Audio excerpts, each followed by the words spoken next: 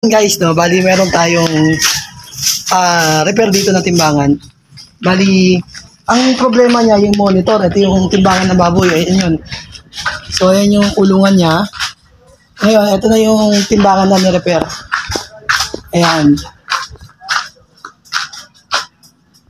So, ito na yung timbangan. 812. Timbang ako. Ito yung timbang. Ayan. 58.5. So, nandito kami ngayon sa Batangas. Saan tayo? Nasa tayo? Padre Garcia. Garcia. Oo. Nasira yung, nag-overheat yung sasakyan, kaya nagmotor na lang kami. Okay, so ito, capital to ng Dalandan at saka Calamansi.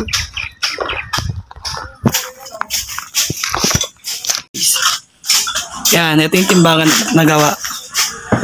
Pag pumatong, yan, 58.5.